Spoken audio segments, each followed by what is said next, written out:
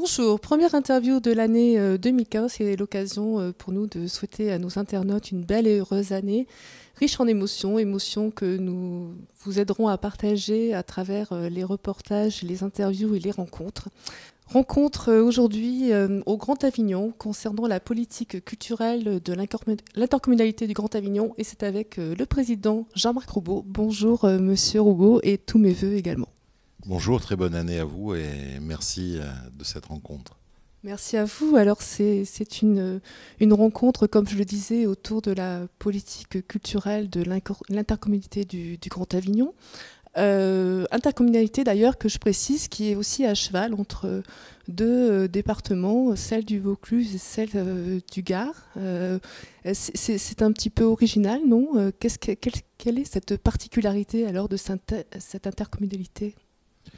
Sa particularité, c'est qu'elle s'intègre dans une réalité de territoire, et ça fait bien longtemps que nos concitoyens sont affranchis des limites administratives, et de manière claire, les communes gardoises du Grand Avignon, comme les communes avignonnaises du Grand Avignon, sont dans ce bassin de vie sur lequel nos concitoyens travaillent, se distraient, consomment, etc. Et donc, les élus, je pense, ont eu la clairvoyance de s'adapter à cette réalité plutôt que de rester enfermés dans des limites administratives qui n'ont plus de sens. Alors les élus, mais aussi les habitants, puisque les habitants des communes se partagent quelque part les scènes culturelles entre d'un et de l'autre côté du Rhône. Comment est ressenti cela ? Écoutez, les élus d'abord sont les représentants des habitants, me semble-t-il. Donc ils doivent transcrire en actes, en projets, les attentes que nous manifestent ces habitants, que ce soit en termes d'équipement, mais aussi, par exemple, puisqu'on en parle aujourd'hui, en termes culturels.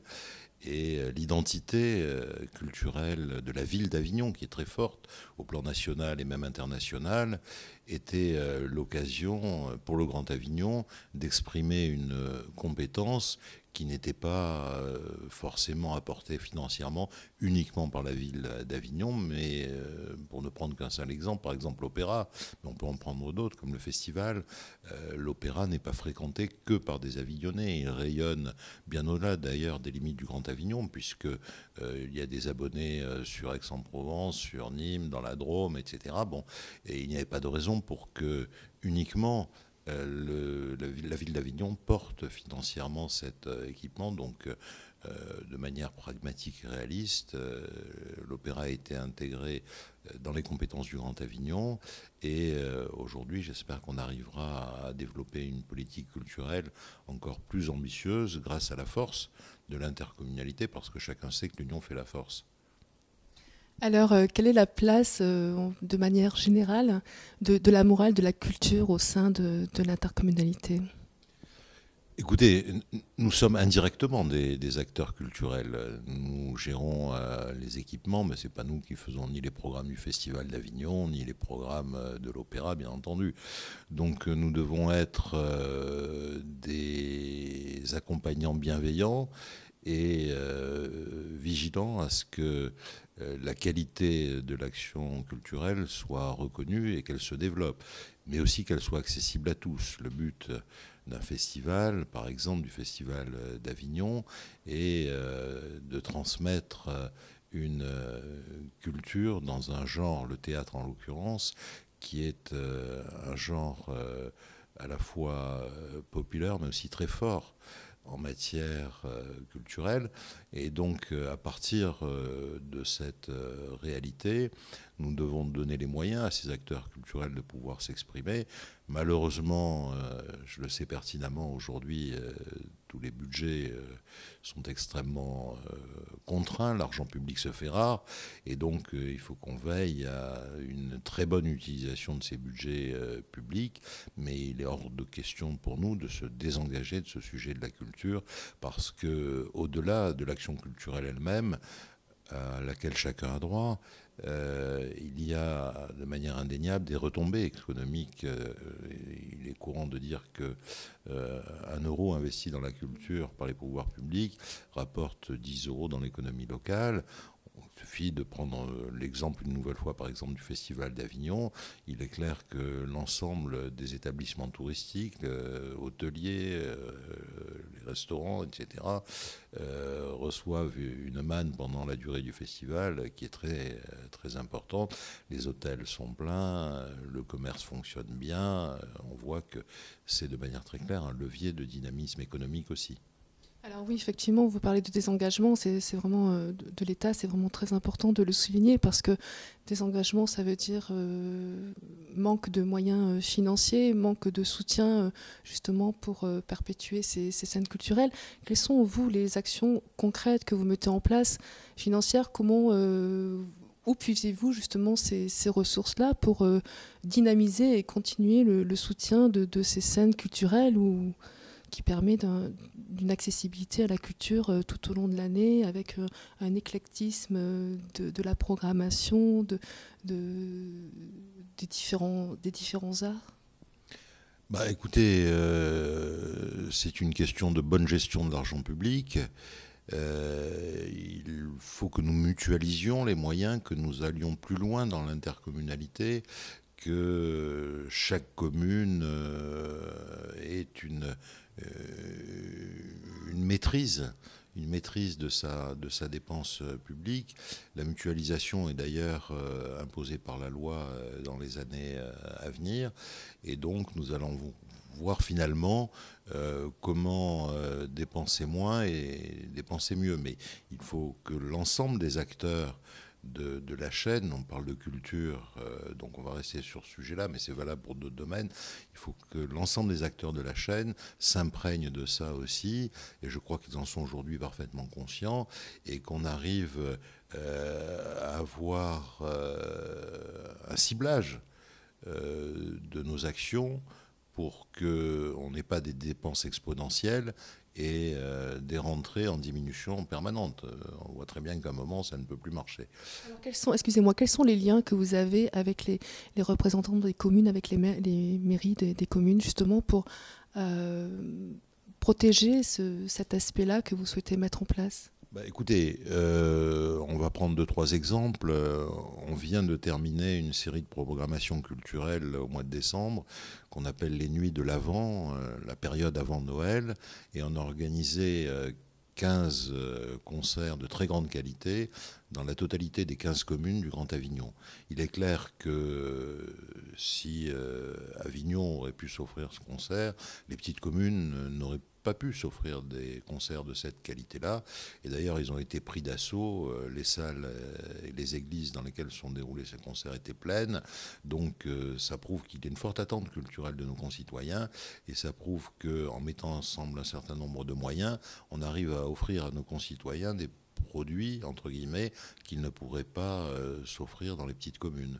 Donc la synergie marche à plein dans ce cas-là, mais dans d'autres cas, comme avec le soutien aux écoles de musique, on a des écoles de musique associatives associées au conservatoire, qui sont également soutenues par le Grand Avignon dans beaucoup de communes du Grand Avignon, 7 ou 8 je crois de mémoire.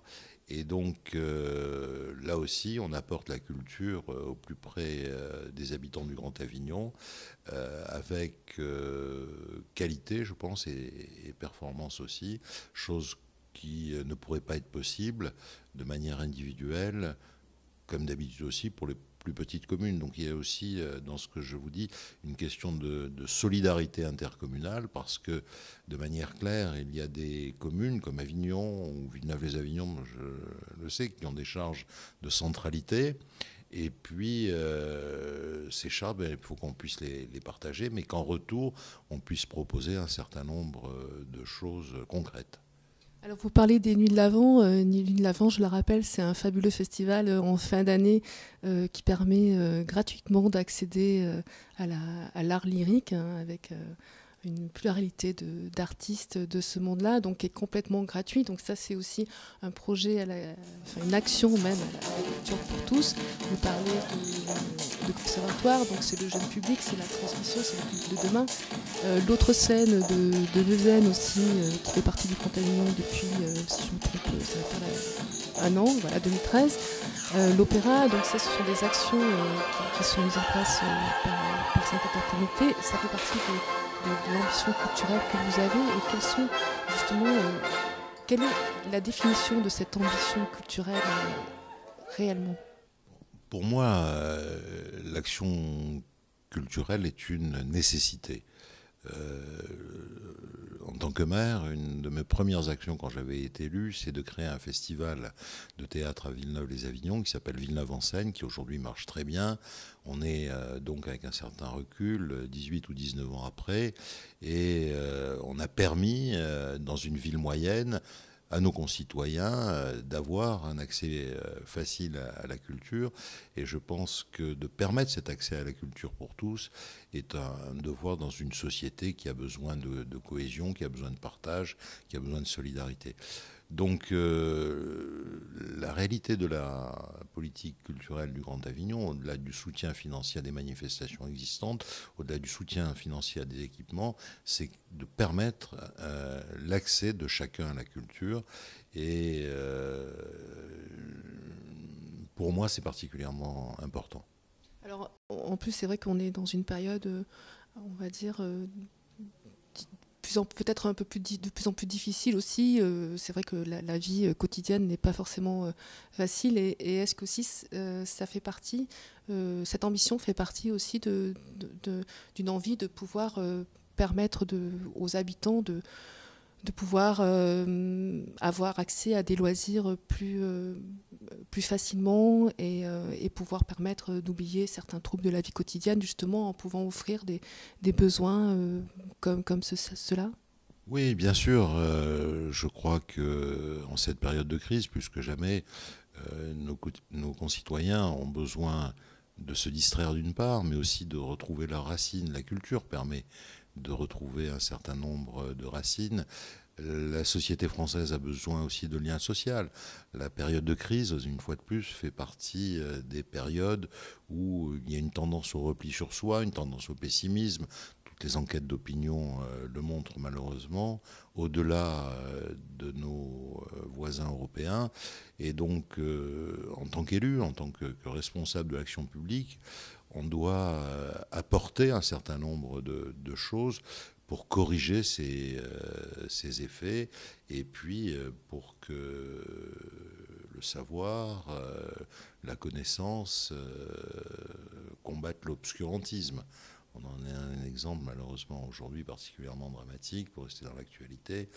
Et donc je pense que ceci participe à la réalité de la cohésion de la société. Nous sommes dans une ère complètement numérique aujourd'hui, Jean-Marc Roubaud, d'où la preuve par notre présence, puisque ce sera diffusé sur Internet. Qu'est-ce que cette ère influence dans vos actions culturelles? Écoutez, l'ère numérique est une ère formidable, mais aussi qui est difficile.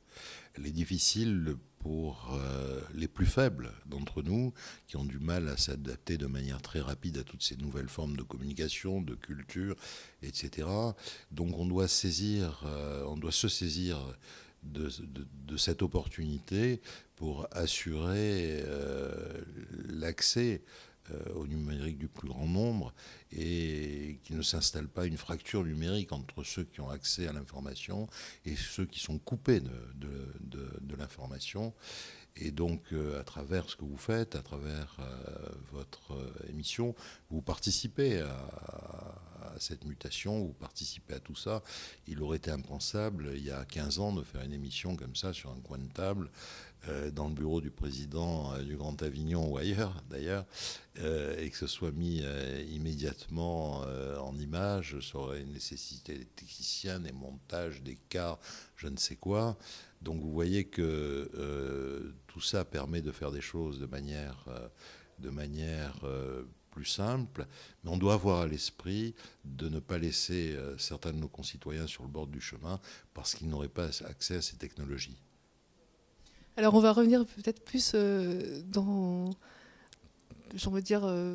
une ère plus ancienne, puisqu'on va parler d'un lieu qui est complètement emblématique dans la culture du Grand Avignon, l'Opéra du Grand Avignon, qui a eu un vécu et qui a reçu sur la scène de nombreux artistes depuis plusieurs siècles. C'est un lieu qui chaque année a besoin d'être rénové, d'être restauré. Comment pensez-vous l'avenir de cette maison de culture? Quels sont les projets que vous avez justement pour perpétuer cette maison de culture? Écoutez, l'Opéra d'Avignon est un opéra remarquable. Tant par sa fréquentation, 70 000 spectateurs par an, 110 levées de rideaux. Vous voyez que tout le monde est sur le pont pour que ça fonctionne, ça tourne, avec là aussi des genres très variés, bien sûr de l'opéra, du théâtre, mais aussi des variétés. Bon, beaucoup de choses qui font que le grand public peut, à chaque occasion, en fonction de ses goûts, en fonction des programmations, accéder à l'opéra.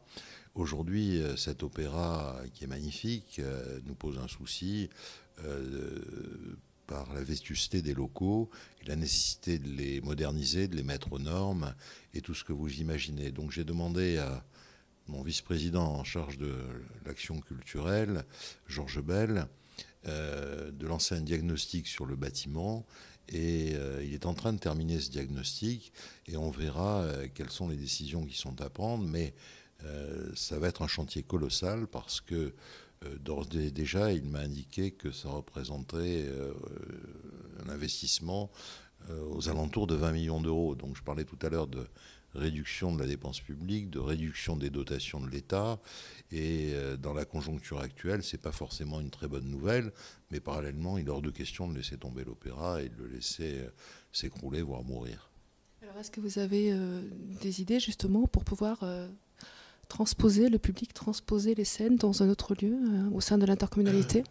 Ça fait partie de la réflexion. Pour l'instant, il n'y avait rien de concret. Il y avait un grand projet de salle de spectacle dans la précédente mandature qui avait été abandonné pour des raisons financières. On peut le regretter, mais on est avant tout des gestionnaires aussi, hein, parce que commander des travaux, lancer des projets, construire des bâtiments, tout le monde sait faire ça.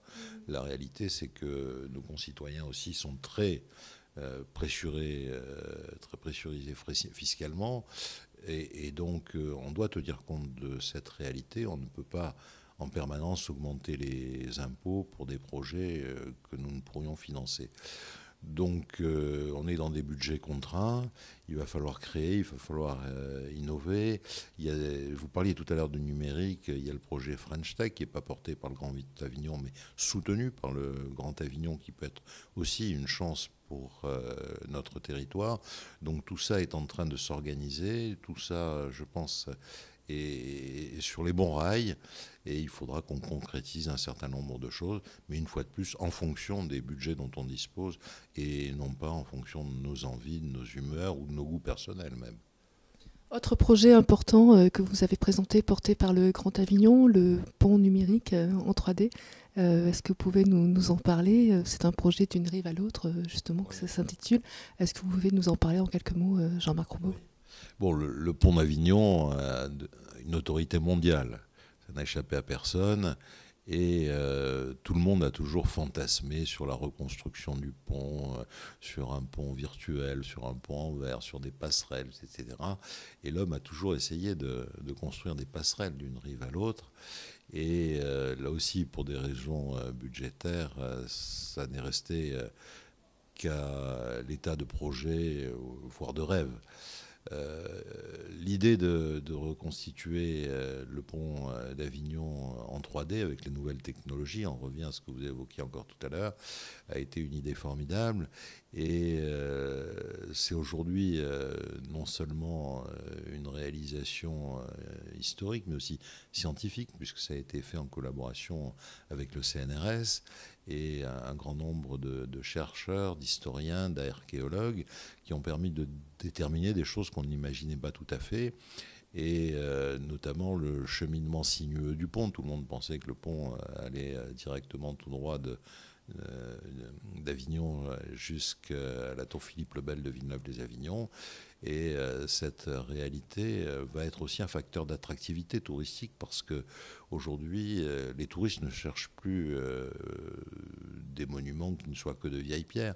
Ils veulent que ces monuments soient animés, ils veulent découvrir un certain nombre de choses.